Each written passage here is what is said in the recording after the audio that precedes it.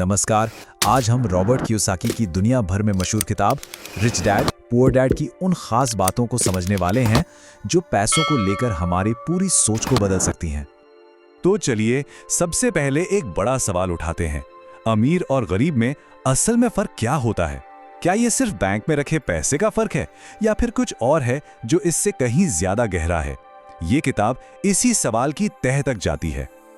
इस पूरी किताब की कहानी असल में दो किरदारों के इर्द गिर्द घूमती है। एक थे रॉबर्ट कियोसाकी के अपने पिता और दूसरे थे उनके दोस्त के पिता। रॉबर्ट इन दोनों की देखरेख में बड़े हुए और पैसों को लेकर दोनों की सोच में जमीन आसमान का फर्क था। देखिए, एक तरफ थे उनके पुअर डैड। वो बहुत पढ़े लिखे और मेहनती इंसान थे, लेकिन पूरी जिंदगी पैसों के लिए काम करते रहे और हमेशा पैसों के लेकर परेशान भी रहे। और दूसरी तरफ थे रिच डैड, जो स्कूल कॉलेज में ज्यादा नहीं पढ़े थे, पर उन्हें यह अच्छी तरह पता था कि पैसे से अपने लिए काम कैसे करवाना है। पुअर डैड की सलाह वही थी जो हम सब ने कहीं ना कहीं सुनी ही होगी, है ना? कि खूब पढ़ो लिखो, अच्छे नंबर लाओ, एक सुरक्षित नौकरी पकड़ो और पैसे बचाओ। ये एक सेफ रास्ता जरूर है, पर इसमें आप ज्यादा अमीर नहीं बन सकते। लेकिन रिच डैड की सोच वो बिल्कुल अलग थी। उनका तो बस एक ही मंत्र था, एसेट्स बनाओ, लायबिलिटीज मत बढ़ाओ। मतलब ऐसी चीजें खरीदो जो आपकी जेब में पैसा डालें और उन चीजों से बचो जो आपकी जेब से पैसा निकालें।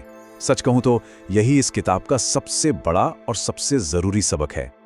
तो चलिए इस एसेट और लायबिलिटी के खेल को थोड़ा और गहराई से समझते हैं, क्योंकि इन दोनों के बीच का फर्क जानना ही फाइनेंशियल फ्रीडम की तरफ पहला कदम है। इसका फर्क पता है, बहुत ही आसान है। एसेट वो हर चीज है जो आपकी जेब में पैसा डालती है, जैसे कि कोई प्रॉपर्टी जिससे किराया आता हो या स्टॉक्स जिनसे डिविडेंड मिलता हो।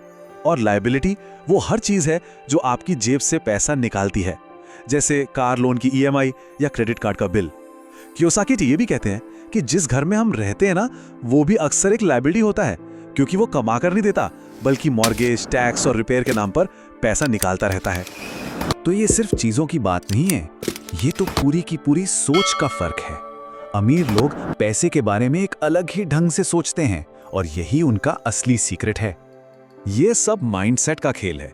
अमीर लोग हिसाब किताब लगाकर रिस्क लेने से घबराते नहीं, वो लगातार नई चीजें सीखते हैं और पैसे कमाने के सिस्टम मतलब अपने बिजनेस बनाते हैं। और वहीं दूसरी तरफ ज्यादातर लोग रिस्क से डरते हैं और जॉब सिक्योरिटी को ही सब कुछ मान लेते हैं। इसका नतीजा वो पूरी जिंदगी सिर्फ पैसे के लिए काम करते रह जाते हैं। तो फिर इसका हल क्या है? रास्ता क्या है? रास्ता ये है कि पैसों के पीछे भागने के बजाय उसे अपने लिए काम पर लगाना सीखा जाए। रिच डैड का सबसे शक्तिशाली सबक शायद इसी एक लाइन में छिपा है, पैसों के पीछे भागना बंद कर दो। इसके बजाय एक ऐसा सिस्टम बनाओ कि पैसा आपके लिए काम करे।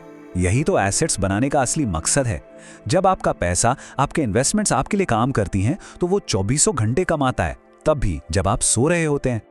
तो घूम फिर कर सारी बात एक ही जगह आ जाती है। असली दौलत वो नहीं जो बैंक में है, बल्कि वो है फाइनेंशियल लिटरेसी, यानी पैसे की समझ। ये जानना कि एसेट्स क्या हैं, लायबिलिटीज क्या हैं और पैसे को बढ़ाया कैसे जाता है। तो रास्ता बिल्कुल साफ है। पहला कदम फाइनेंशियल एजुकेशन लो, मतलब सीखो कि पैसा काम कैसे करता है। दूसरा कदम ज्यादा से ज्यादा एसेट्स बनाओ। और तीसरा कदम इसी के दम पर अपनी फाइनेंशियल फ्रीडम यानी अपनी वित्तीय आजादी हासिल करो।